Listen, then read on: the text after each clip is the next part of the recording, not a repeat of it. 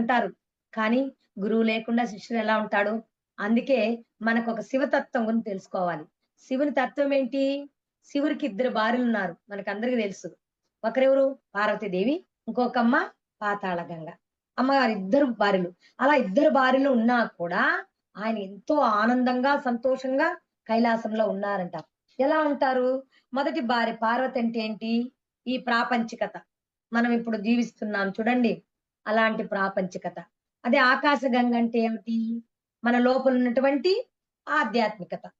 ఆ ఆధ్యాత్మికత ఈ 2 కూడా ఎవరైతే సమ సమభావంతో తెలుసుకుంటూ శివునిలాగే ప్రతి ఒక్కరు కూడా జీవితంలో కూడా మొదటి భార్య ప్రాపంచికతతో పాటు రెండవ భార్య ఆధ్యాత్మికత కూడా ఉండాలని అప్పుడే వారు శివుని వలె ఎలా ప్రతి క్షణం ఆనందంగా జీవించగలరు.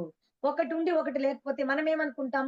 ఈ ప్రాపంచికంలో నాకు ఆస్తులున్నాయి, అంతస్తులున్నాయి, చక్కటి ఉద్యోగం ఉంది, భార్య బిడ్డలున్నారు, కుటుంబం ఉంది, చక్కగా నాకుంది. ఇంక నాకెందుకు?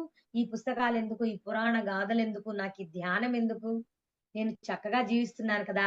అని మురిసిపోతుంటారు. అలా కాదని చెప్తారు శివతత్వంలో. ఏంటంటే ప్రాపంచికతతో ఒకటే ఉంటే 50% మాత్రమే ఆనందం పొందుతావు. అదే నీకు ఆధ్యాత్మికత కూడా జోడైతే పూర్తిగా 100%తో నీవు హాయిగా జీవించగలవు. అందుకంటారు. కానీ గురువు లేకుండా